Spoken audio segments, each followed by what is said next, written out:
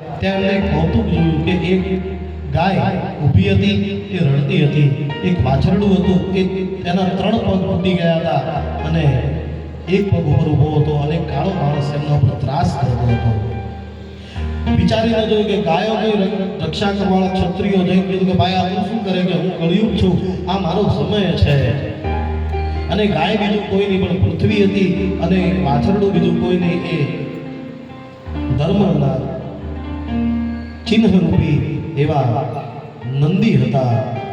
અને એમના 3 પગ તોડી નાખ્યા હતા, એક પગ ઉપર એ ઊભા હતા.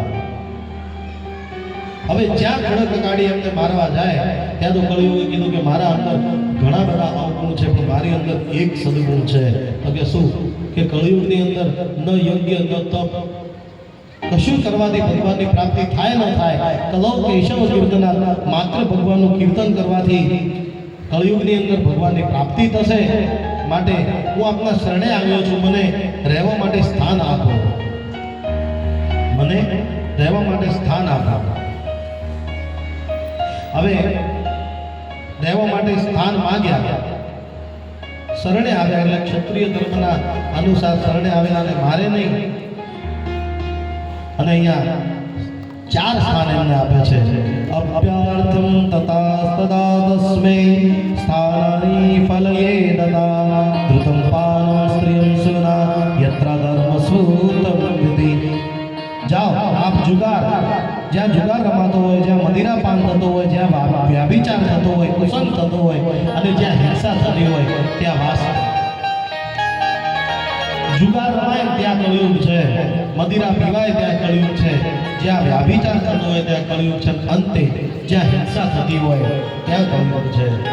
અહીંયા કળિયુગે કીધું કે તમે મને 4 BHK આપ્યું છે પણ મારો પરિવાર મોટો છે. પુનશ્ચ આચમાન યાચમાનાય જાત રૂપ માત પ્રભુ તનો નૃતમ મમ કામમ રજો વરેમ ચ પંચમામ. હે રાજા, તમે મને જે સ્થાન આપ્યા છે ને એ ઉચિત સ્થાન નથી, પણ તમે આપ્યા તો સ્વીકાર કરું. એક શ્રેષ્ઠ સ્થાન આપો, મારો પરિવાર મોટો છે, 5 BHK આપો. અને પછી એમને કીધું કે જાઓ અનિતિના ધનની અંદર વાસ કરો. અને એમને વરદાન આપી પછી પાછા ઘરે આવ્યા. આ બાજુ ઘરે આવી અને એક વખત મૃગ્યા કરવા નીકળ્યા. જ્યાં મૃગ્યા કરવા નીકળ્યા સવારથી લઈને મધ્યનો સમય થયો અને કોઈ શિકાર ન મળ્યો એટલે હતાશ થઈ અને શૃંગી ઋષિના આશ્રમે ગયા. જ્યાં શૃંગી ઋષિના આશ્રમે ગયા ત્યાં જઈને કહ્યું કે હે ઋષિ, હું ચક્રવર્તી સમ્રાટ ધર્મરાજ પરીક્ષિત છું, મને તરસ લાગી છે, મને પાણી આપો. જ્યાં હું કીધું પણ એક સમીક્ષ પોતાના સમાધિના અંદર લીન હતા અને એમને સાંભળ્યું નહીં. અને પુનશ્ચ યાચમાનાય 2-3 વખત કીધું પણ ન સાંભળ્યું.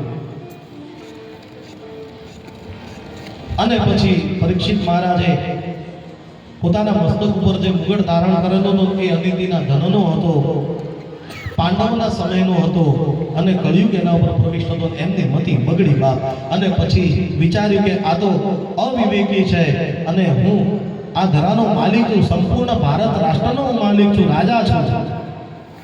મારું આવું અપમાન અને અપમાનની આગમાં એમને એક મરેલો તક્ષક નાગ હતો એમના ગળાની અંદર મૂક્યો અને એમનું અપમાન કરીને ત્યાંથી નીકળી ગયા, પોતાના મહેલે આવે છે. આ બાજુ આ બધું વૃત્તાંત બધા શિષ્યોએ જોયું અને કૌશિકી નદીના તટે એમના પુત્ર જે શૃંગી હતા એમને આવીને કહ્યું કે તમારા પિતાનું ઘોર અપમાન કર્યું છે, એક રાજાએ કર્યું છે ક્ષત્રિય. તો કે એવું છે? તો કે શું કર્યું? મરેલો સર્પ નાખ્યો અને જ્યાં ક્રોધ આવ્યો ત્યાં એમને અંજલિ હાથમાં લીધી અને સંકલ્પ કર્યો. ઇતિ નદીતમ મર્યાદમ તક્ષક સપ્તમે દિને દક્ષમી યસ્ય તુલાંગારમ શોધિતો તે મમ દ્રવ્યમ. જાઓ હે રાજન, તમે તમારા મર્યાદાને ઉલ્લંઘી છે, વિવેકને ભૂલ્યા છો, બ્રાહ્મણનું અપમાન કર્યું છે. આવતી 7મા દિવસે તક્ષક નાગ આવી તમને દંશ મારશે અને તમારું મૃત્યુ થશે. અને એમને આ શ્રાપ આપ્યો. અહીંયા શૃંગી ઋષિ શ્રાપ આપી પોતાના પિતાના આશ્રમે આવ્યા. પિતાને આ બધી વાતની જાણ થઈ. કહ્યું કે હે શૃંગી, તમે વિચાર્યા વગર શ્રાપ આપ્યો છે, પણ બ્રહ્મ વાક્ય જનાર્દન જે કીધું છે થશે જ. બ્રાહ્મણના મુખમાંથી આશીર્વાદ હોય કે પછી શ્રાપ હોય એ ફળે ફળે ને ફળે બા એટલે ગોળમુખ નામના જે શિષ્ય હતા એમને મહેલમાં મોકલ્યા કે જાઓ રાજાને કહો કે 7 દિવસની અંદર તમારું કલ્યાણ કરો બા, કારણ કે એમને ખબર નથી કે 7મા દિવસે એમનું મૃત્યુ છે। આ બધું ગોળમુખ આવ્યા, પરીક્ષિતે સમાચાર આપ્યા, પરીક્ષિતે વિચાર કર્યો કે મારાથી આવું અપમાન, અને પછી જે પોતાનો દીકરા હતા જન્મે છે એમનું રાજતિલક કરી અને પોતાના મહેલથી નીકળી અને આનંદ ઘાટ ઉપર આવે છે। હરે રામ રામ રામ સીતા રામ રામ રામ, હરે રામ રામ રામ સીતા રામ રામ રામ, હરે રામ રામ સીતા રામ રામ રામ, હરે રામ રામ સીતા રામ રામ રામ, હરે રામ સીતા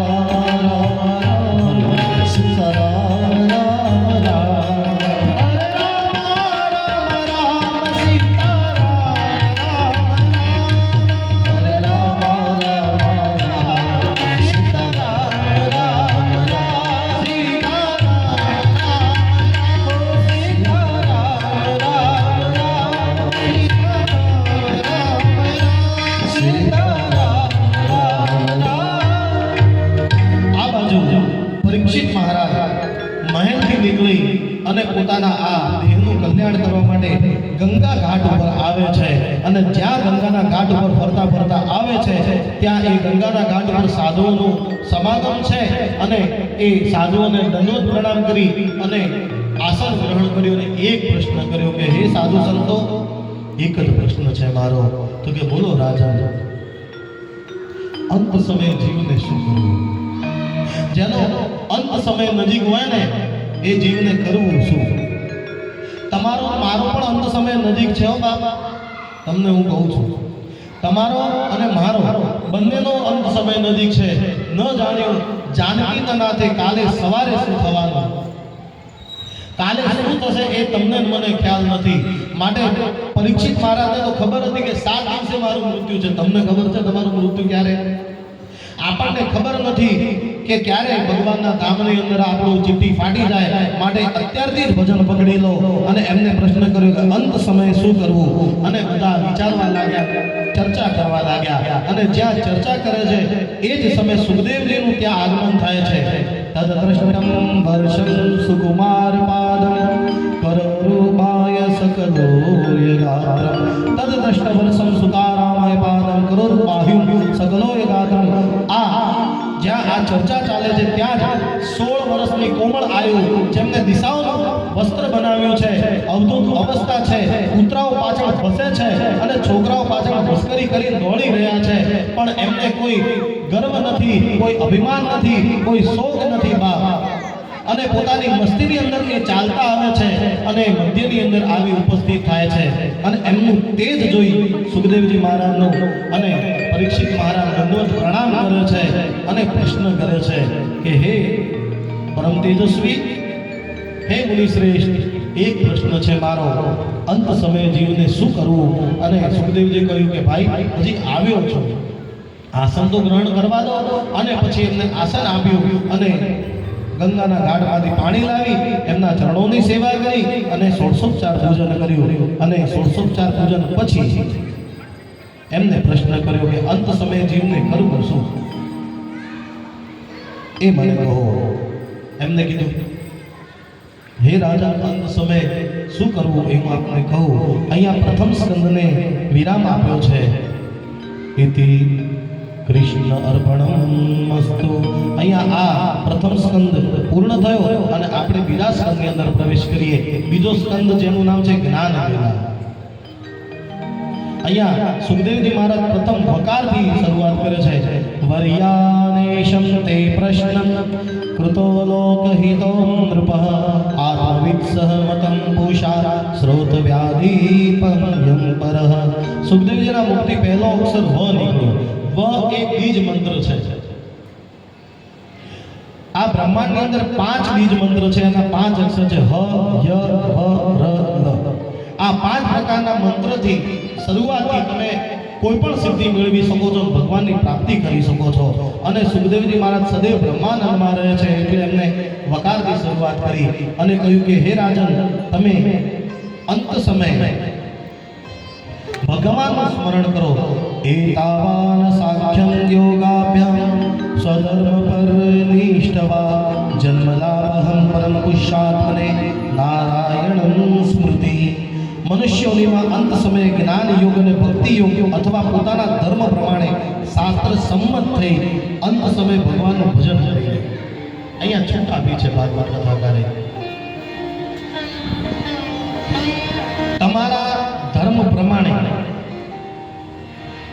તમે જેમને માનતા હોય એમને, પણ અંત સમયે જ્ઞાન યોગ અને ભક્તિ યોગ દ્વારા એ તમે તમારા ઈષ્ટને ભજી, તમારા કુળદેવીને ભજી, કે હું તો કહું ઠાકોરને ભજી અને તમે તમારા જીવનું આ કલ્યાણ કરી શકો છો. કારણ કે ભગવાનના જ એ મૂળ અંશ છે.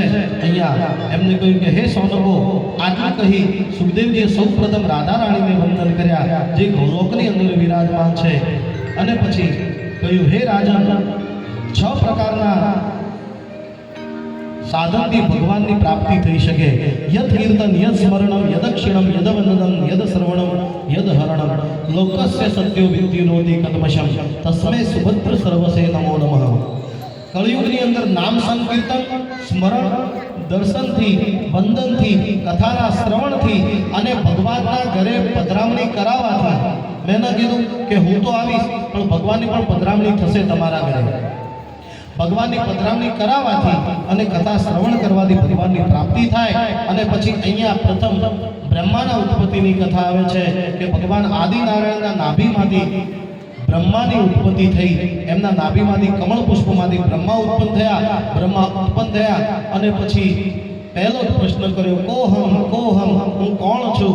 અને ભગવાને કહ્યું તપ તપ તપ. અને 10,000 વર્ષ સુધી બ્રહ્માજીએ ભગવાનનું તપ કર્યું. અને પછી ભગવાને ચતુર્ભુજ નારાયણ રૂપી દર્શન આપી અને એમને ચતુશ્લોકી ભાગવત અર્પણ કર્યા. બોલીએ ભાગવત ભગવાન કી જય. અહીંયા આ બીજા સ્કંદને વિરામ આપી અને આપણે ત્રીજા સ્કંદની અંદર પ્રવેશ કરીએ. બાબા અહીંયા બીજો સ્કંદ વિરામ થાય છે અને ત્રીજા સ્કંદની અંદર સર્ગ લીલા આવે છે. સર્ગ લીલા એટલે કે શાંતિ પ્રસ્તાવ.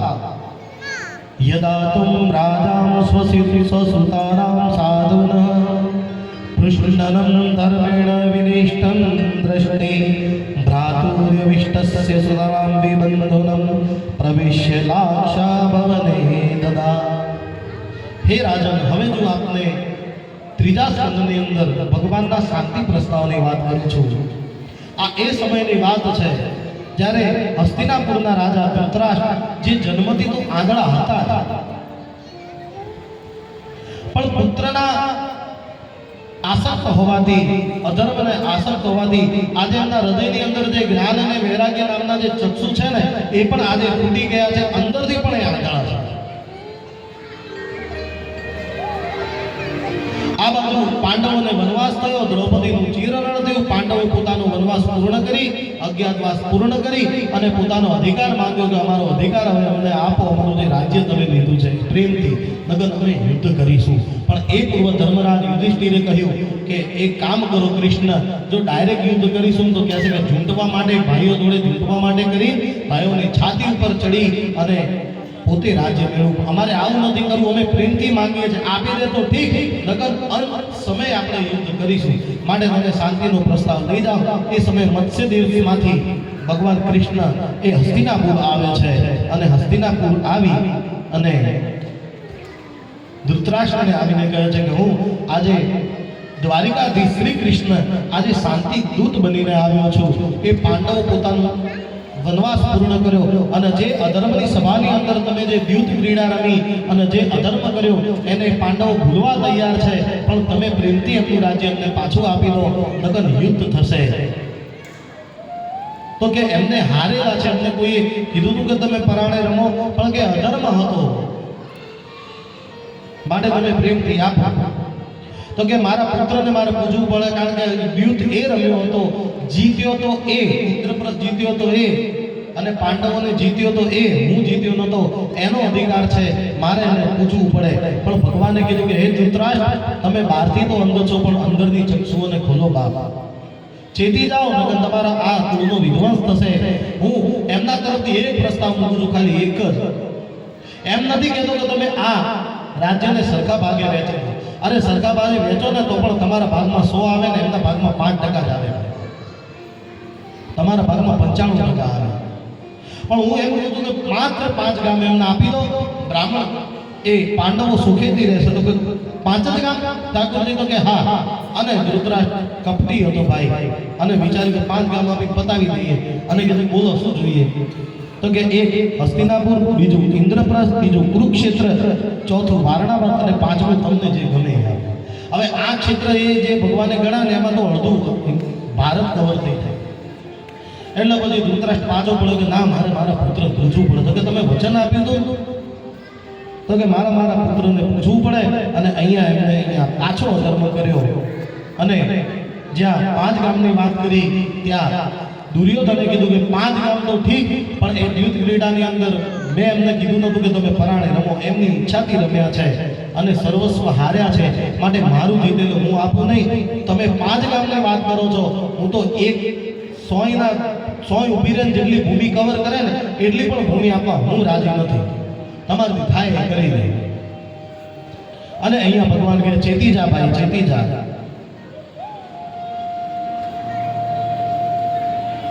ભગવાન સમજાવવા જાય એ સમજે નહીં. આ બાજુ વિદુર પણ સમજાવે અને બધાએ સમજાવે. દુર્યોધન માની જાવ, નથી માનતો. અને અંતે કહે છે કે તું અહીંયા યુદ્ધનું આહવાન કરવા આવ્યો છે અને ભગવાનનું અપમાન કરે છે, અપશબ્દ બોલે છે. અને ભગવાનને કહે છે કે આને બંદી બનાવી લો, આ શાંતિ દૂતને, આ કાળિયાને બંદી બનાવી લો. જ્યાં એવું કીધું ત્યાં ભગવાને પોતાનું વિરાટ સ્વરૂપ ધારણ કર્યું અને કહ્યું તું મને બંદી બનાવીશ. ભગવાને પોતાનું વિરાટ સ્વરૂપ ધારણ કર્યું. અને જે ધૃતરાષ્ટ્ર આંધળો હતો એને પણ ચક્ષુ આલ્યા. અને સભાની અંદર જેટલા પણ ઉપસ્થિત હતા ને, એ વિદુર, એ ગુરુ દ્રોણ, એ દાદા ભીષ્મ, બધાને પોતાની મૃત્યુ દેખાઈ. દાદા ભીષ્મને પોતાનું મૃત્યુ દેખાયું કે બાણોની સૈયા. ધૃતરાષ્ટ્રને પણ મૃત્યુ દેખાયું. ગુરુ દ્રોણને મૃત્યુ દેખાયું કે મારું મસ્તક છેદી નાખશે. બધાને પોતાની મૃત્યુ દેખાઈ. અને અંતે એની પણ જંગા તૂટશે અને એનું પણ મૃત્યુ થશે. બધાને પોતાનું મૃત્યુના દર્શન કરાવ્યા ભગવાને. અરે તું મને બાંધવા નીકળ્યો છે? અને જ્યાં ભગવાનની આવી લીલા જોઈ ત્યાં એ પાછો પડ્યો બાપા અને ભગવાનના શરણે આવ્યો છે. એ ઠાકોર આવું નહોતો કહેતો. હવે લાલકડીયા લે છે, હવે લાલકડીયા લે છે અને ભગવાને બોલાવવાનો પ્રયત્ન કરે કે ઠાકોરજી મારા દેવ, હું તો ભૂમિ તો નહીં આપું, પણ એક કામ કરો, તમે શાંતિ દૂત બનીને આવ્યા છો, કહી દેજો તમે ભૂમિ નહીં આપું, મારા ઘેર ભોજન લેવો. અને જ્યાં ભોજન લેવાની વાત કરી ત્યાં ભગવાને કીધું હું તારા ત્યાં ભોજન લઉં નહીં. નહીં આવ, નહીં આદર, નહીં નૈનો મેં નૂર, તે ઘર કદી ના જઈએ, ચાહે કંચન બરસે મેં. ભગવાન પાપનું ધન અને અનિતિનું ધન સ્વીકારતા નથી. અને પછી ભગવાન કહે છે આજે હું તારા ત્યાં ભોજન નહીં ગ્રહણ કરું. તારું જે ધન છે અનિતિનું છે, મારી પણ બુદ્ધિ બગડે. અને ભગવાન કહે છે કે આજે તું મારા કાકા વિદુરના ત્યાં જઈશ. બંટીનો રોટલો ને તાંદળિયાની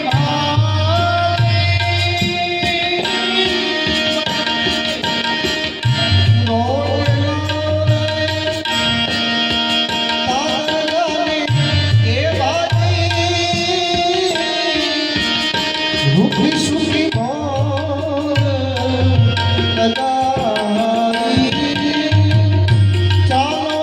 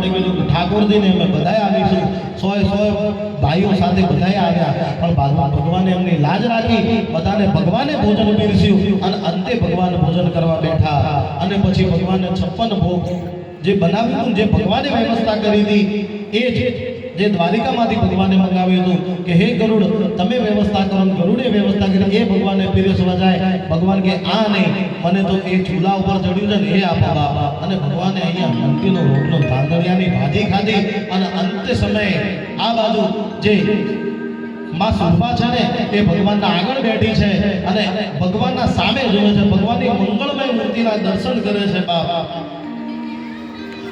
આજે અમારે યજમાનના ત્યાં ગયા ત્યારે મેં કંઈક આવું જોયું હતું કે ભગવાનને થાળ ધરાવતા હતા ને ત્યારે અમારા બા યજમાનના એ ભગવાનની સમક્ષ જોતા હતા કે ભગવાન જમે છે. ક્યારેક ક્યારેક આવો ભાવ થવો જોઈએ જીવનની અંદર. ભગવાન જમે ત્યારે આપણું ધ્યાન ભગવાનની અંદર હોવું જોઈએ. ભગવાન તમારા ત્યાં પણ ભોજન લેવા આવે ત્યારે હૃદયથી ભાવ થવો જોઈએ. અંતે ભગવાન જમ્યા બાદ ફળ આપવું પડે ને ભાઈ, જમ્યા પછી એટલે ભગવાનને કેળું અર્પણ કરવા જાય, પણ એ નજર એ ભગવાનના અંદર છે, એ ક્યાંય દૂર નથી થતી અને એક બાજુ કેળાને છોડે પણ અંદરથી ગર્ભ તો ફેંકી દીધો અને છોતરા ભગવાનને આલ્યા, પણ ભગવાને આજે છોતરા પણ ગ્રહણ કર્યા, છોતરા પણ ભગવાને ખાધા છે. બાપ ભગવાનનો અનુગ્રહ તો જુઓ, જ્યારે ભગવાન તમારા પર અનુગ્રહ કરે ને ત્યારે છોતરા પણ ભગવાન ખાઈ જાય. અને અહીંયા વિદુરનો ઉદ્ધાર કરી અને એમનું ભોજન ગ્રહણ કરી ભગવાન પાછા મત્સ્યદેશ ગયા અને ત્યાંથી દ્વારિકા ગયા. આ બાજુ બીજા દિવસે એ હસ્તિનાપુરની ફરી સભા યોજાઈ અને વિદુરને પ્રશ્ન કર્યો ધૃતરાષ્ટ્ર કે હે વિદુર, આપની નીતિ શું કહે છે, શું કરવું જોઈએ? આ બાજુ વિદુરે કહ્યું કે તમે પાંડવોને એમનો અધિકાર આપી દો પ્રેમથી, જે કીધું એ બરોબર કીધું છે, નકર તમારા સમૂળ વંશનો નાશ થઈ જશે. હે ધૃતરાષ્ટ્ર, ચેતી જાઓ, હવે તો જાગો. અને જ્યાં એવી વાત કરી કે એમનો હક આપી દો, ત્યાં દુર્યોધને વાત સાંભળી લીધી અને પછી આવી અને કાકાની છાતીમાં લાત મારી.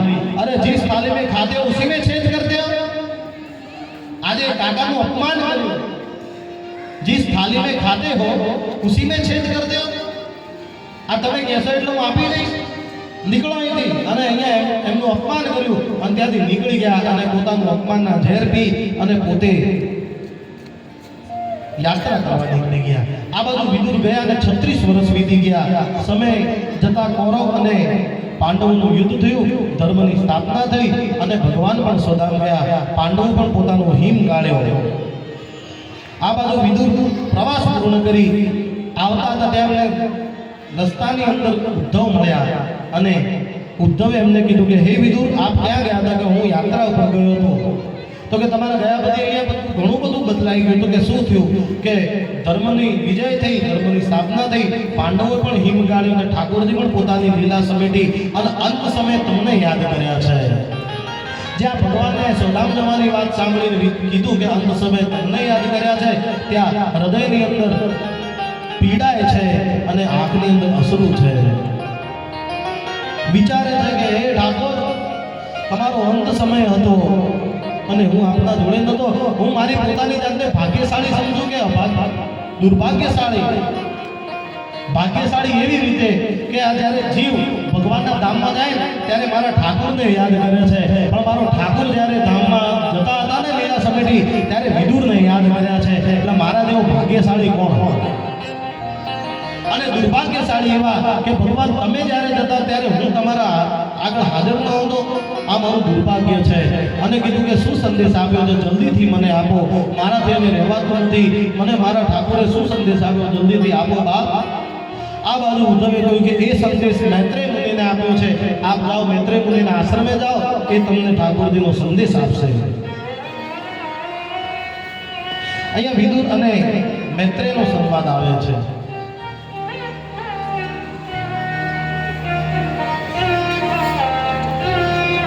વિદુર મૈત્રેયના આશ્રમે આવ્યા અને મૈત્રેયને પ્રણામ કર્યા અને કહ્યું કે સમય મેળવ્યા વગર મને ભગવાનને જે સંદેશ આપ્યો એ મને કહો.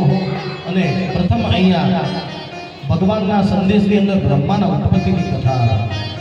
બ્રહ્માજીની ઉત્પત્તિ થઈ અને ભગવાને એમને આદેશ કર્યો કે જાઓ સૃષ્ટિનું સર્જન કરો. અને પ્રથમ સૃષ્ટિના સર્જનની અંદર બ્રહ્માજીને સૃષ્ટિની સર્જન કરવાની સનક લાગી અને જ્યાં સનક લાગી ત્યાં એમના સનકમાંથી 4 ઋષિકુમારો ઉત્પન્ન થયા, જેમનું નામ સનત કુમાર છે, ભગવાનનો પહેલો અવતાર. બોલીએ સનત કુમાર મહારાજ કી જય. 4 બાળકો ઉત્પન્ન થયા, સનાતન, સનંદન અને સનત કુમારો. 4 કુમારો ઉત્પન્ન થયા. માત્ર 5 વર્ષની આયુ છે અને મંગોળ ધારણ કરીને ભગવાનના અંશ છે અને બ્રહ્મચર્યનું પ્રતીક છે. બ્રહ્માજીએ કહ્યું કે સૃષ્ટિના વિકાસની અંદર મને સહયોગ આપો. એમને ના પાડી કે અમે ભગવાનનું ભજન કરીશું. અને બ્રહ્માજીને ક્રોધ આવ્યો અને જ્યાં બ્રહ્માજીને ક્રોધ આવ્યો એમની ભૃકુટી ત્રાસી થઈ અને જ્યાં ભૃકુટી ત્રાસી થઈ એમની ભૃકુટીમાંથી રુદ્ર ભગવાનનું અવતરણ થયું. બોલીએ રુદ્ર ભગવાન કી. રુદ્ર એટલે બીજું કોઈ નહીં, ભગવાન શિવનો જ એક અવતાર. ભગવાન શિવે કહ્યું, એમના અંશે કહ્યું કે બોલો મારા માટે શું આદેશ છે કે સૃષ્ટિના સંચારની અંદર તમે ટેકો આપો. એમને માણસો તો ના બનાવ્યા, ભૂતળાઓ બનાવ્યા. ભૂત પિચાસ પ્રેતીઓની બધું બનાવ્યું. બ્રહ્માજી કીધું કે આટલું બહુ થઈ ગયું, તમે જે બનાવ્યું આ બધી ઊભીટો બનાવી બહુ થઈ ગયો, હવે તમારો સહયોગ પૂરો થયો. અને રુદ્ર ભગવાનને વિરામ આપ્યો. આ બાજુ જે બ્રહ્માજી છે એમને પોતાની માનસિક શક્તિ દ્વારા 10 પુત્રોને ઉત્પન્ન કર્યા સૃષ્ટિના વિકાસ માટે. કયા પુત્ર? મરીચી, અત્રિ, અંગિરા, પુલત્સ્ય, પુલહ, ભૃગુ, વશિષ્ઠ, દક્ષ, કૃતુ અને અંતે નારદ. ત્યારબાદ એમને પોતાના જમણા ભાગમાંથી પુરુષ રત્ન ઉત્પન્ન કર્યું અને પોતાના ડાબા ભાગમાંથી સ્ત્રી રત્ન ઉત્પન્ન કર્યું. જમણા ભાગમાંથી એમને મનુ મહારાજને ઉત્પન્ન કર્યા, જે પૃથ્વીના પ્રથમ માણસ કહો તો ચાલે, મનુષ્ય કહો તો ચાલે. અને ડાબા હાથમાંથી શત્રુપા રાણીને ઉત્પન્ન કર્યા. બંનેના લગ્ન કરાવ્યા અને કહ્યું કે તમે સૃષ્ટિના સંસારની અંદર આ ટેકો આપો. મૈથુન સૃષ્ટિ, મૈથુન ક્રિયા દ્વારા તમે સહયોગ આપો. આ બાજુ એમને આ આદેશ કર્યો અને પછી પોતાની વાણીમાંથી માં સરસ્વતીને ઉત્પન્ન કર્યા. યા દેવી સર્વભૂતેષુ મવાણી રૂપેણ સંસ્થિતા નમસ્તસ્યૈ નમસ્તસ્યૈ નમસ્તસ્યૈ નમો નમઃ. પોતાની વાણીમાંથી માં સરસ્વતીને ઉત્પન્ન કર્યા અને પોતાની છાયામાંથી કંદર મુનિને ઉત્પન્ન કર્યા. કંદર ઋષિ જે છે ને એમને ઉત્પન્ન કર્યા. આ બાજુ ભગવાન બ્રહ્માજીએ જે આદેશ કર્યો કે જાઓ તમે સૃષ્ટિનો વિકાસ કરો, પણ અહીંયા જે મનુ મહારાજ હતા એમને કહ્યું કે સૃષ્ટિ, કઈ સૃષ્ટિની વાત કરો છો? તો કે મેં જે પૃથ્વી બનાવી એ. તો કે છે ક્યાં? તો કે ક્યાં છે? તો કે એ તો એક અસુર આવ્યો હતો અને હરણ કરી અને એને પાણીની અંદર ડુબાડી દીધું. કયો અસુર? તો કે હિરણ્યાક્ષ. અને અહીંયા વિદુરે પ્રશ્ન કર્યો કે હિરણ્યાક્ષ કોણ છે, એની કથા કહો. તો કે હિરણ્યાક્ષ બીજું કોઈ નહીં પણ કંદર મુનિ અને દિતિના પુત્ર છે. હિરણ્યાક્ષ અને હિરણ્યાકશ્યપ. સંધ્યા સમયે દીદીને કામ ભાવ લાગ્યો. કંદર મુનિએ ના પાડી કે ભગવાન શિવને ફરવાનો સમય છે, ધરતી ઉપર કામ ન ભોગવાય સંધ્યા સમયે. પણ એ ન માન્યા. અંતે એમની ઈચ્છા પૂર્ણ કરી અને પછી દીદીને ભાસ થયો કે મેં જે કર્યું એ ખોટું કર્યું. જે ગર્ભ ધારણ થયો એની અંદર 2 પુત્ર રત્ન હતા, પણ એ જન્મ નથી આપતા. 100 વર્ષ વીતી ગયા પણ એ જન્મ નથી આપતા. એ ગર્ભનું તેજ વધ્યું, ઇન્દ્રાસન શોધ્યું અને બ્રહ્માજીએ કીધું કે હવે એમને જન્મ આપો. અને જ્યાં જન્મ થાય ત્યાં 2 અસુર એમનામાંથી નીકળ્યા. એકનું નામ હિરણ્યાક્ષ અને એકનું નામ હિરણ્યાકશ્યપ. હવે માયાવી હતા એટલે જન્મતાની સાથે જ મોટા થઈ ગયા. જન્મતાની સાથે જ મોટા થઈ ગયા અને જન્મતાની સાથે મોટા થઈ અને પછી દિગ્વિજય કરવાનો ભાવ કર્યો, યુદ્ધ કરવાનો ભાવ કર્યો. યુદ્ધ કોની જોડે કરે? ધરતી ઉપર કોઈ હોય તો કરે. એટલે ભાઈ યુદ્ધ કરવા જાય, વચ્ચે નારદ મુનિ મળે. નારદ મુનિ કે યુદ્ધ કર. તો કે ના, મારું કામ યુદ્ધ કરવાનું નહીં. તો કે તને યુદ્ધ કરવા માટે આવશે તો ચિંતા ન કર. અને પછી જે બ્રહ્માજી હિરણ્યાક્ષની વાત સાંભળી ત્યાં ભગવાનની નાસિકામાંથી ભગવાન વરાહ નારાયણનો અવતાર થયો. બોલીએ વરાહ નારાયણ ભગવાન કી. અહીંયા વરાહ નારાયણનો અવતાર થયો. વરાહ નારાયણ એ હિરણ્યાક્ષ જોડે આવ્યા અને કહ્યું કે હે દુષ્ટ, પૃથ્વીને ક્યાં લઈ ગયો છે? એને મુક્ત કર. ના, એ તો મારી છે, મારી છે, મારી છે. ભગવાને કીધું તારી નથી, પણ તે મારું મારું કીધું એટલે હવે હું તને મારું. અને પછી ભગવાનને કહે કે હે ભૂલ, તું મને મારવા આવ્યો છે, હું કોણ છું તને ખબર છે? ભગવાનનું અપમાન કરે છે. અને જ્યાં ભગવાનનું અપમાન કરતા ભગવાન કીધું અહીંયા જ ઉભો રહો, હું આવું છું. ભગવાન પછી પાણીની અંદર જાય અને પૃથ્વીને બહાર કાઢી શેષ નારાયણની ફેન ઉપર સ્થાપિત કરે. અને પછી એને કે હવે તું આવી જા મેદાનમાં, તું શું કહેતો હતો? અને પછી ભગવાને એમને મુષ્ટિકાનો પ્રહાર કરી, ગદાનો પ્રહાર કરી અને એને મુક્ત કર્યો. બોલે ભાગવત ભગવાન કી જય. અહીંયા હિરણ્યાક્ષને મુક્ત કર્યો બાપ અને પૃથ્વીને સ્થાપિત કરી. હવે સૃષ્ટિનું સર્જન કરવા માટે પ્રથમ મનુ અને શત્રુપાના દાંપત્ય જીવનમાંથી બે પુત્ર રત્નની પ્રાપ્તિ થઈ. એક પ્રિયવત અને બીજા ઉત્તાનપાદ. 3 પુત્રીની પ્રાપ્તિ થઈ. આહુતિ, આકૃતિ, પ્રસૂતિ અને દેવહૂતિ. કંદર્પને એક વખત નારાયણનું તપ કર્યું, કારણ કે એ જે પુત્ર થયા એ તો રાક્ષસ થયા. હવે સુપાત્ર પુત્ર તો જોઈએ, એટલે ભગવાનનું તપ કર્યું અને કહ્યું કે ભગવાન, મારે પુત્ર રત્ન જોઈએ છે.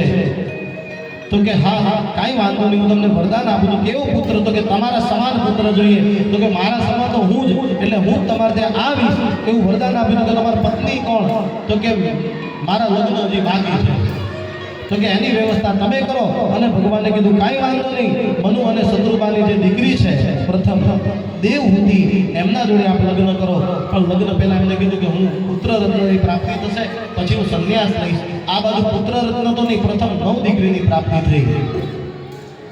9 દીકરી એ જ્યાં પ્રાપ્તિ થઈ એ પછી એમને કીધું કે હું સંન્યાસ લઉં. પણ જે માં દેવહૂતિ હતા એમને કીધું કે તમે દીકરીઓનું કન્યાદાન તો કરો, એમને સાસરે વળાવો, પછી તમે જોજો અને મને પુત્ર રત્નની પ્રાપ્તિ કરાવો કે મારું ધ્યાન રાખે. તમે જતા રહો, મારું ધ્યાન કોણ રાખે? અને પછી એમના દાંપત્ય જીવનમાંથી ભગવાન કપિલ નારાયણનો અવતાર થાય છે. બોલીએ કપિલ નારાયણ ભગવાન કી જય. અહીંયા ભગવાન કપિલ નારાયણનો જન્મ થયો અને દેવતાઓ સહિત બ્રહ્માજી સહિત એમના 10 માનસ પુત્ર પણ એ ભગવાનના દર્શન કરવા આવ્યા. અને જ્યાં એ 10 પુત્રો આવ્યા ત્યાં બ્રહ્માજીએ કહ્યું કે તમારે 9 દીકરી છે, મારે પણ 9 દીકરા છે, આપણે વેવાઈ બની જઈએ. અને અંતે એ જે 9 દીકરી હતી એમને પરણાવી. નારદ મુનિ તો બ્રહ્મચારી હતા એટલે એમને બધી નવી વ્યવસ્થા કરી.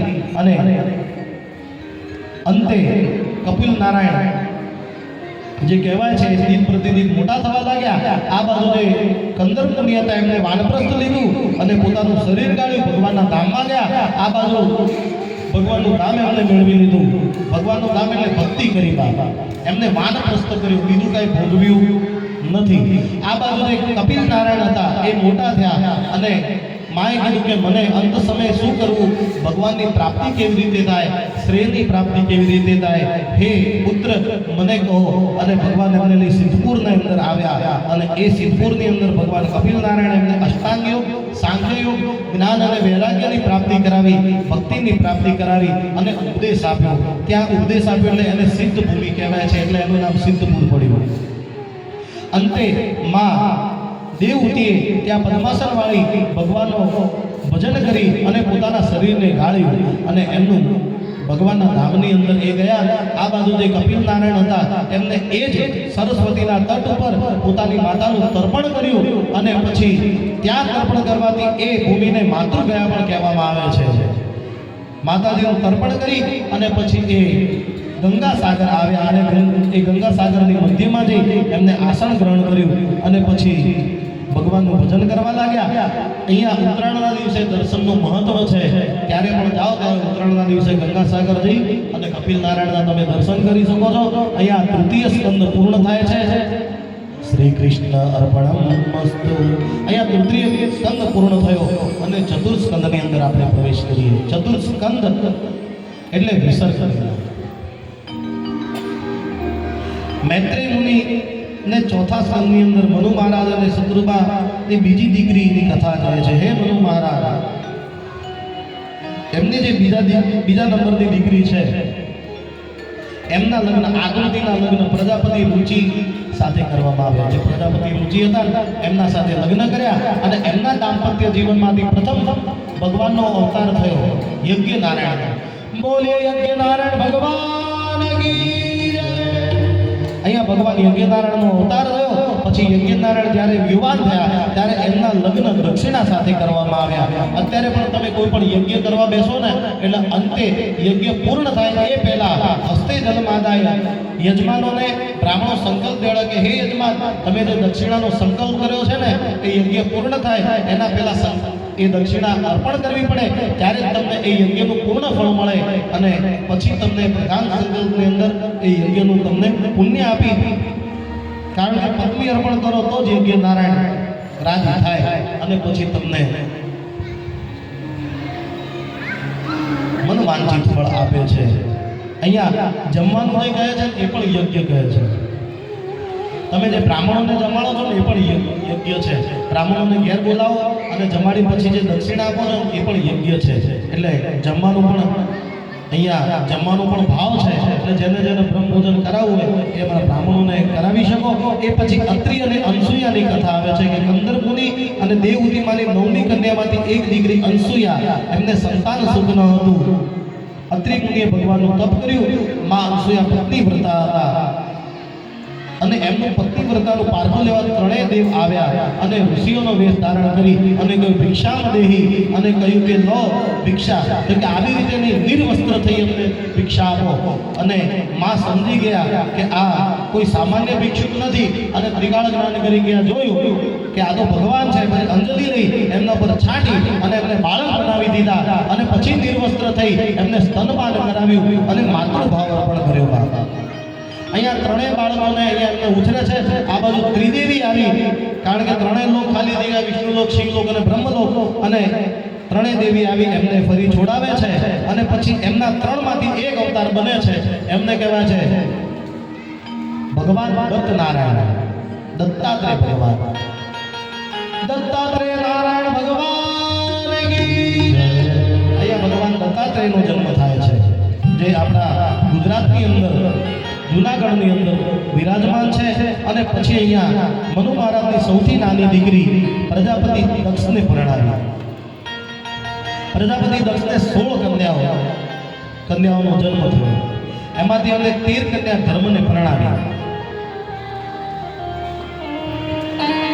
શ્રદ્ધા, તૃષ્ટિ, ક્રિયા, મૈત્રી, ઉન્નતિ, દયા, પુષ્ટિ, બુદ્ધિ, શાંતિ, મેઘા, તિતિક્ષા, રીમ અને મૂર્તિ. આ 13 કન્યા ધર્મને આપી. 14મી કન્યા સ્વદા એ પિતૃ નારાયણને પરણાવી. અને પછી જે 15મી કન્યા હતી એ યજ્ઞ નારાયણને પરણાવી. અહીંયા બીજી પત્ની એમને અર્પણ કરવામાં આવી, જેને કહેવાય સ્વાહા. જ્યારે બ્રાહ્મણો તરફથી જે આહુતિ દેવામાં આવે અને બ્રાહ્મણ કે સ્વાહા એ એમની પત્ની છે અને એ ન બોલો તો એ આહુતિ ગણતરીમાં ન લેવાય, એ બોલો તો જ ગણતરીમાં લેવાય. એટલે અહીંયા એમને પણ અહીંયા પત્ની અર્પણ કરી. અને 16મી જે એમની દીકરી હતી એ સતી. હવે સતી જે હતી એ તો નાનપણની અંદર એમના ગુરુ જે નારદ મુનિ હતા એમના કહેવાથી ભગવાન શિવના ભક્ત હતા, પણ એ જે દક્ષ છે એમને ગમતું નથી. પણ અંતે શિવ અને પાર્વતી, સતી અને પાર્વતી, સતી અને ભગવાનના લગ્ન થાય છે. પણ આ બાજુ એક દિવસનો સમય છે કે ભગવાન માં સતીને અમર કથા કહે છે. ભગવાનની અમર કથા કહે છે એ પોતાના નિજ ધામની અંદર. અને એ જ સમયે એ જ્યારે એ કથા કહેતા હતા ત્યારે ભગવાને પહેલા જ કીધું કે સતી, હું આપની કથા કહું છું, તમે ઊંઘી જાઓ છો. અને તમારા કારણે એ પોપટે કથા સાંભળી અને એ વિદ્વાન થઈ ગઈ. સુખદેવજી મહારાજની વાત છે. હવે કે તમે ઊંઘતા નહીં. હવે કે હા એમ કીધું કે હા ભગવાન હું હવે નહીં ઊંઘું. પણ અહીંયા ઊંઘવાની તો વાત ક્યાંય રહી. પણ એ જ સમયે દેવતાઓ એ પોતપોતાના વિમાનની અંદર બેસી તૈયાર થઈ અને હિમાલય ઉપરથી નીકળવા લાગ્યા. જ્યાં હિમાલય ઉપરથી નીકળે ત્યાં સતીનું ધ્યાન થાય છે. સતી બિલો કે વ્યોમ વિમાના જાતે ચલે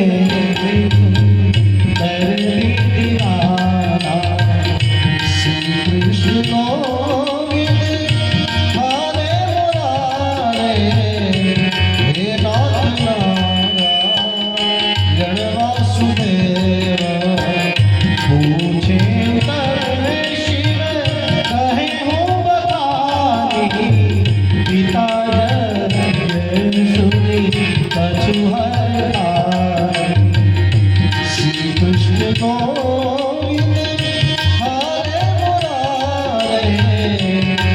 નાથ નારાયણ વાસુદેવ શ્રી કૃષ્ણ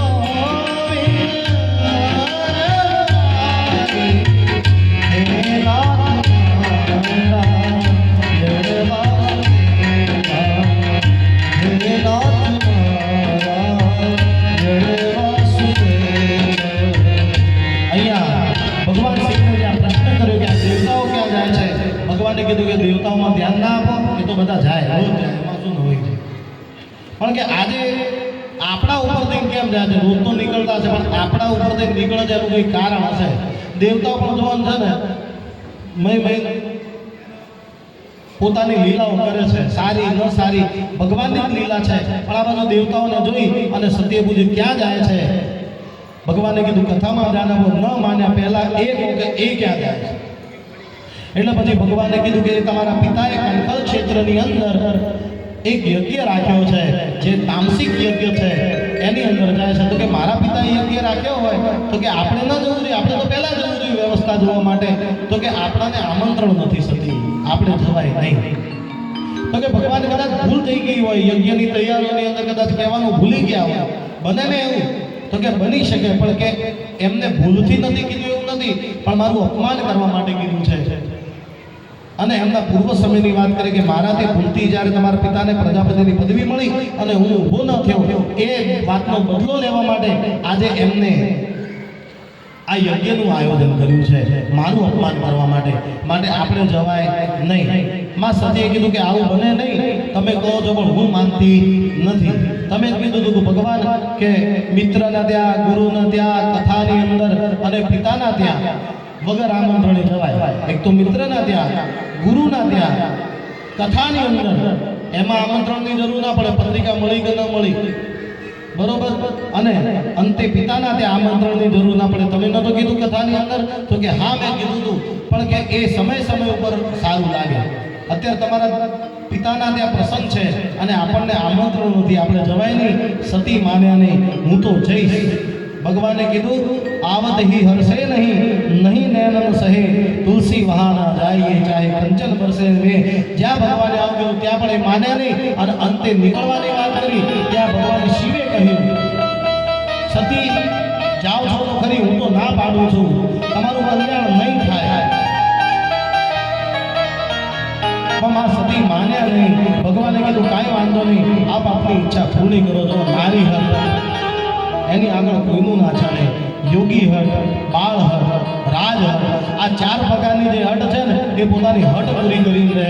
અહીંયા નારી હટ આગળ ભગવાન શિવે પણ શસ્ત્ર કરી દીધા, નહીં માને.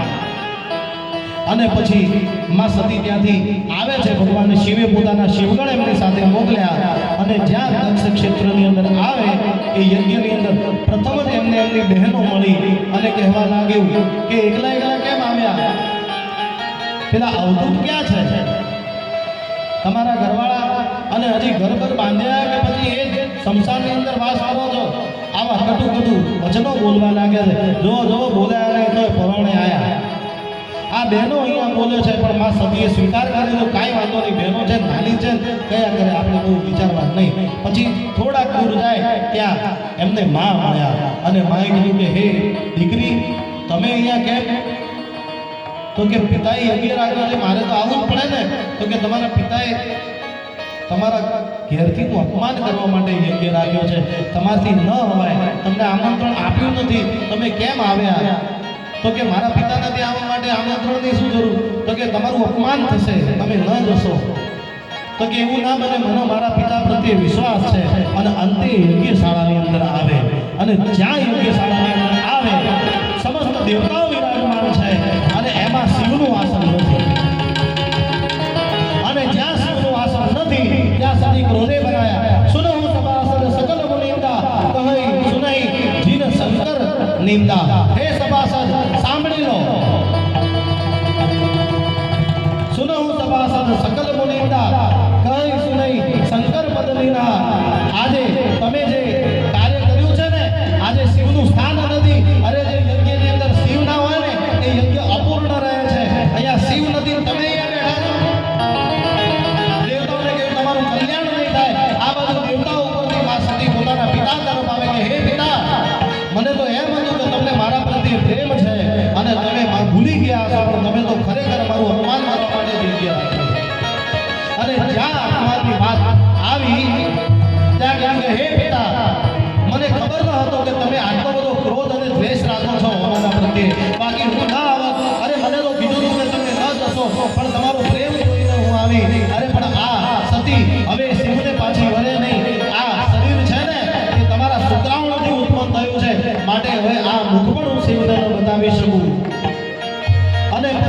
યજ્ઞનારાયણને કે હે યજ્ઞનારાયણ મને બળીને ભસ્મ કરો, પણ યજ્ઞનારાયણ કહ્યું મારે અંદર તાકાત નથી, હું તમારામાંથી હું ઉત્પન્ન થયેલું છું, મારી અંદર ક્ષમતા નથી. અને પોતાના જમણા પગના અંગૂઠામાંથી એમને યોગાગ્નિ ઉત્પન્ન કરી અને પોતે બળીને ભસ્મ થાય. મરતા મરતા ભગવાન વરદાન માંગે, સતી મરત હરી સમવર માંગા, જન્મ જન્મ શિવ પદ અનુરાગ, શ્રી કૃષ્ણ ગોવિંદ હરે મુરારે, હે નાથ મારા જય વાસુદેવ, હે નાથ મારા જય વાસુદેવ, હે નાથ મારા જય વાસુદેવ. માં સતી બળીને ભસ્મ થયા, એમનો દેહ ત્યાં પડ્યો છે. આખી સભા આજે વાતાવરણ બદલાઈ ગયું ભાઈ. અને જે શિવગણ સાહેબ ધમાલ કરવા લાગ્યા, વિધ્વંસ કરવા લાગ્યા. એક શિવગણ આવી અને કૈલાસની અંદર આવી શિવને કહ્યું કે ભગવાન માં સતીએ પોતાના દેહનો ત્યાગ કર્યો અને ભગવાનનું ત્રીજું નેત્ર ખુલ્યું છે અને તાંડવ કરવા લાગ્યા. ભગવાન શિવ તાંડવ કરવા લાગ્યા.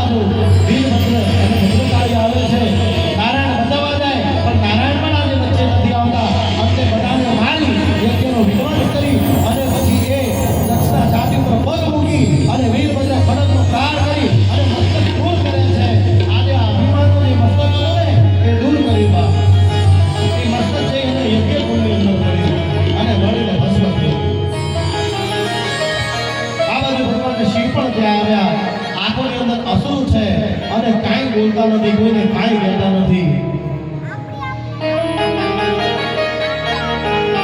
અને સતીના દેહને લઈ ત્યાંથી નીકળવા લાગે. પણ દેવતાઓ સ્તુતિ કરી કે હે ભગવાન, આપ તો કૃપા નિધાન છો, દયાના સાગર છો. આ પ્રજાપતિ દક્ષ છે, આમના દ્વારા જ આ પૃથ્વીનો સંચાર થશે. આમને તમે જીવતા કરો. અને એમને સજીવન કરવા માટે કીધું, જાઓ બકરાનું દૂધ લાવો. બકરાનું દૂધ લાગ્યું, એમને જીવતા કર્યા. અને પછી મહાદેવ ત્યાંથી નીકળ્યા. સતી માનો દેહ લઈ ત્યાંથી નીકળ્યા. એ બ્રહ્માંડની અંદર ફરે છે. આ બાજુ ભગવાન નારાયણને એવું થયું કે સતીનો દેહ જો પૃથ્વી ઉપર પડ્યો બ્રહ્માંડમાંથી તો પૃથ્વી વિલય બની જશે. પોતાનું સુદર્શન છોડી અને એના ટુકડા કરી નાખ્યા. અને 51 ટુકડા થયા ભાઈ. એમાંથી જ્યાં જ્યાં એ ટુકડા પડ્યા ત્યાં શક્તિપીઠો સ્થાપિત થયા.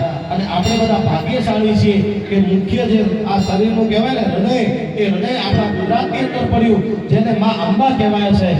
બોલીએ અંબે માત કી જય. શરીરની અંદર મુખ્ય સ્થાન હૃદય હોય છે. અને માં અંબાનું અહીંયા સ્થાપના થઈ.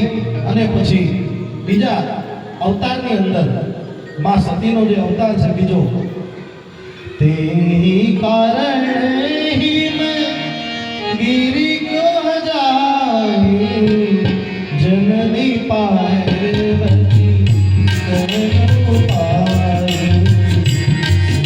तुझको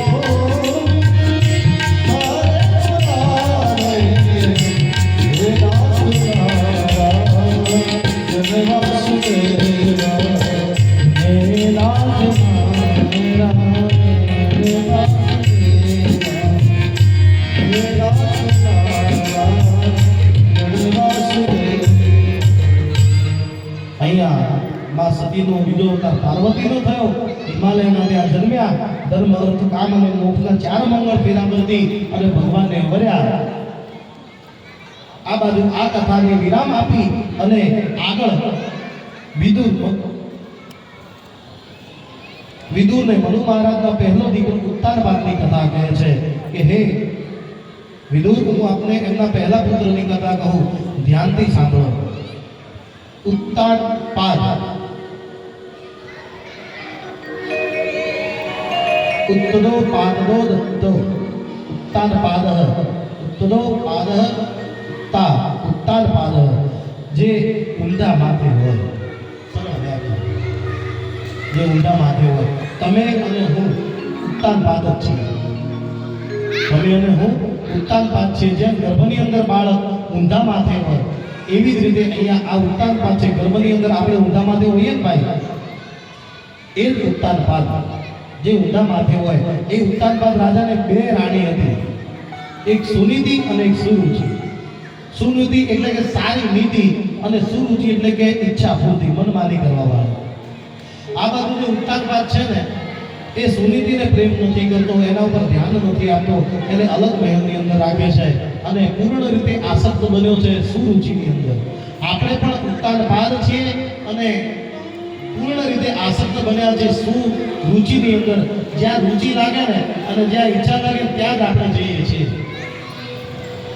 નીતિથી કોઈને જીવવું નથી, કોઈને નીતિ અપનાવી નથી, પણ હા રુચિ હોય, ઈચ્છા પૂરી કરવી હોય, એ ઈચ્છા પૂરી કરે. એટલે આપણે ઉત્તાનપાદમાં કોઈ ફેર નથી. અપનાવી હોય તો નીતિને અપનાવો. આ કથાનો સાર આ છે. અને બંને રાણીના ત્યાં એક પુત્ર રત્ન છે. જે સુનીતિ છે એમના ત્યાં ધ્રુવ મહારાજ, અને સુરુચિ છે એમના ત્યાં ઉત્તમ. એક વખત ધ્રુવ રાજા માતાને પ્રશ્ન કરે કે માં, પિતા તો કે પછી તમને મળશે, રમવા જાય છે. અને એ બાળકો કહે તું તો રાજાનો દીકરો, રાજા છે, કે હું રાજા તો છું પણ મારા પિતાને જોયા નથી. અને અંતે એ રાજમહેલની અંદર આવી પિતાને મળવા આવે, પિતાના ખોળાની અંદર બેસવા જાય. ત્યાં સુરુચિ રોકે છે કે તમે ઉભા રહો, ક્યાં જાઓ છો? આ ખોળામાં બેસો, એના પહેલા ભગવાનના ખોળામાં બેસો, તપ કરો, વરદાન માંગો કે મને સૂરજના ગર્ભથી જન્મ આપો, પછી તમને અધિકાર મળશે, બાકી નહીં મળે. આવું કહ્યું ત્યાંથી ગાડી મૂકી. આ બાજુ ધ્રુવ મહારાજ રડતા રડતા પોતાની મા પાસે આવ્યા અને રડવા લાગ્યા. કીધું કે મને આવું કીધું. તો કે બરોબર જ કીધું છે ને બેટા. એ પિતાના ખોળો, એ પિતા તો એક સમય સુધી પણ તમને તો ભગવાનના ખોળામાં બેસવાનું કીધું, એનાથી મોટો કોઈ પિતા છે નહીં, એ તો જગત પિતા છે. અને પછી કીધું કે પિતા મળે ગયા, તો કે અત્ર તત્ર સર્વત્ર હરિ વ્યાપક સર્વત્ર સમાના, પ્રેમ તે પ્રગટ હોઈ મેં જાના. ભગવાન ક્યાં નથી, જાઓ ભગવાનનું ભજન કરો. અને માત્ર 5 વર્ષની કોમળ આયુ ભગવાનનું ભજન કરવા નીકળ્યા. આ બાજુ એ ભગવાનનું ભજન કરવા જાય ત્યારે રચે નારદ મુનિ મળે. એમને કહ્યું કે ભગવાનનું ભજન તમારી ઉંમરમાં ના થાય, રમવાની ઉંમર છે, રમો. પણ આ બાજુ દ્રઢ સંકલ્પ લઈને નીકળ્યા. નારદ મુનિ સમજાવે પણ માને નહીં. અંતે કીધું કે તમે મને કોઈ ગુરુ મંત્ર આપો. અને પછી એમને નારદ મુનિએ ગુરુ મંત્ર આપ્યો કે ઓમ નમો ભગવતે વાસુદેવાય ધીમહિ પ્રદ્યુમ્નાય અનિરુદ્ધાય નમઃ સંકર્ષણાય છે. અને એમને આ મંત્રની દીક્ષા આપી. આ બાજુ ધ્રુવ મહારાજ મથુરા નગરી સ્થિત મધુવનની અંદર ગયા. ત્યાં યમુનાના કિનારે સ્નાન કરી અને તપ કરવા લાગ્યા. माया है दो प्रकार की जो खरी रीति से खाए, एक मिलावे मेरे राम को दूजी नरक ले जाए. આજે આ બાળકનો ભગવાનની પ્રાપ્તિ કરવા માટે નીકળ્યું છે. અને પ્રથમ મહિને ભગવાનનું જ્યાં તપ કરે છે ત્યાં 3 દિવસના અંતરે ફલાહાર કર્યો. બીજા મહિને 6 દિવસના અંતરે પાનઘાત, 9 દિવસના અંતરે યમુનાપાન, અને ચોથા મહિને 12 દિવસના અંતરે વાયુનું ખાલી ભક્ષણ કરી અને ભગવાનનું ભજન કરવા લાગ્યા. અને 5મા મહિને તો પછી પોતાના પગના અંગૂઠા ઉપર સ્થિત રહી અને સાંખ્ય યોગ અને અષ્ટાંગ યોગને સિદ્ધ કરી એવો પ્રાણાયામ ખેંચ્યો કે આ ધરતીનો પ્રાણવાયુ ખેંચી લીધો. અને પછી પ્રાણવાયુ ખેંચીને ભગવાનનું સ્મરણ કરવા લાગ્યા. આ બધું ધરતી ત્રાહી થઈ. ઇન્દ્રનું ઇન્દ્રાસન ડોલ્યું કે પ્રાણવાયુ ક્યાં ગયો, મારું આવું ઘોર તપ કોણ કરે છે. અને પછી ભગવાન જોડે આવે. ભગવાને કહ્યું કે તમે ચિંતા ન કરો, હું આનું નિરાકરણ લાવીશ. ભગવાને ત્રિકાળ જ્ઞાનથી જોયું કે એક બાળક તપ કરે છે. ભગવાન આજે દોડતા આવે છે, શંખ ચક્ર ગદા પદ્મ લઈ ગરુડ ઉપર વિરાજમાન થઈ અને ધ્રુવ મહારાજ તરફ ભગવાન દોડે છે. જો લેટ કરે તો બધા મરી જાય બાપ, કારણ કે બધા પ્રાણવાયુ ખેંચી લીધો, શ્વાસ જ ના લેવાય, ઓક્સિજન બધું જ ખેંચી લીધું આ સૃષ્ટિમાં. ભગવાન આજે દોડ્યા છે. જુઓ ભગવાનનો અનુગ્રહ તો જુઓ. ક્યારેક ભગવાનની ભક્તિ એવી કરો કે ભગવાન પાસે આપણે ન જવું પડે અને ભગવાન આપણી સામે દોડતા આવે. અને એ આવી અને કહ્યું કે હે ધ્રુવ જાગો, હું આવી ગયો. ધ્રુવ નારાયણ જાગતા નથી. અને અંતે પછી એમનો વિગ્રહ જે હૃદયની અંદર સ્થિત હતો ભગવાને એમને મિટાવ્યો. ધ્રુવ મહારાજ જાગ્યા અને એમની ખોળાની અંદર જઈ બેઠા. બોલો શું જોઈએ? તો કશું જોઈતું નથી, તમારા ખોળાની અંદર બેસો. ભગવાન આનાથી વિશેષ કાંઈ જોઈતું નથી. અને આપવું હોય તો તમારું ધામ આપો. ભગવાને કીધું કે તમે બાળક છો, તમારે હજી ભોગવાનું ઘણું બાકી છે, તમારે ભોગવાનું ઘણું બાકી છે. માટે જાઓ, રાજ્યની ઉપર તમે સુખથી રાજ કરો. 36,000 વર્ષ સુધી એમને રાજ કર્યું. અને અંતે તમને ધ્રુવ લોકની અંદર હું સ્થાન આપીશ. મારા વિમાન તમને દેવા આવશે. આ બાજુ ધ્રુવ મહારાજ રાજ કરતા હતા. એમના ભાઈ જે ઉત્તમ છે એમને યક્ષોએ વધ કર્યો. આ બાજુ યક્ષોનો વધ ધ્રુવ મહારાજે કર્યો. અને પછી ધ્રુવ મહારાજે સમય જતા વત્સલ, એમના દીકરા વત્સલને ગાદી સોંપી. અને પછી રામ ઝૂલા નજીક આવી અને ભગવાનનું ધ્યાન કરવા લાગ્યા અને તપ કરી ભગવાનનું વિમાન એમને લેવા આવ્યું. અને અંતે ધ્રુવ લોકની પ્રાપ્તિ થઈ. બોલે ધ્રુવ મહારાજ કી જય. એમના જ વંશની અંદર આગળની જે કથા છે પૃથુનારાયણ ભગવાનની કથા આવે છે કે હે વિદુર, ધ્રુવના જ વંશમાં અંગ નામના રાજા થયા. અંગના ત્યાં વેન થયા. વેન એ ભ્રષ્ટાચારી રાજા હતો. અને ભ્રષ્ટાચારી હોવાથી એક દિવસ પ્રજાએ એના ઉપર હુંદર કર્યું અને પછી પ્રજાએ મૃત્યુદંડ આપ્યો. હવે ગાદી સૂની પડી, રાજ કોણ કરે? એટલે પછી એમના હાથમાંથી બ્રાહ્મણોએ મંથન કરી અને મંથન કર્યું ત્યાં પૃથ્વીનારાયણ ભગવાનનો અવતાર થયો. બોલે પૃથ્વીનારાયણ ભગવાન કી જય. પૃથ્વીનારાયણ ભગવાને પહેલા ખેડૂત એ હતા જેમને અનેકો ખનીજો, તત્વો, અનાજો એમની પ્રાપ્તિ કરાવી. જે અહીંયા ખેડૂત બેઠા હોય, તમને કોઈ પૂછે તમારા વડવા કોણ, ગુરુ કોણ, તો કહેજો કે પૃથ્વીનારાયણ. પ્રથમ ખેતી એમને કરી. આપણે ભોગવીએ છીએ ને પૃથ્વીનારાયણની દેન છે, જે કહીએ છીએ પૃથ્વીનારાયણની દેન છે. અંતે એક દિવસ એવું થયું કે મારે અશ્વમેઘ યજ્ઞ કરવો છે. અશ્વમેઘ યજ્ઞ કરવા જાય ત્યાં ઇન્દ્રનું ઇન્દ્રાસન ડોલ્યું. જ્યાં 100મો યજ્ઞ પૂર્ણ થાય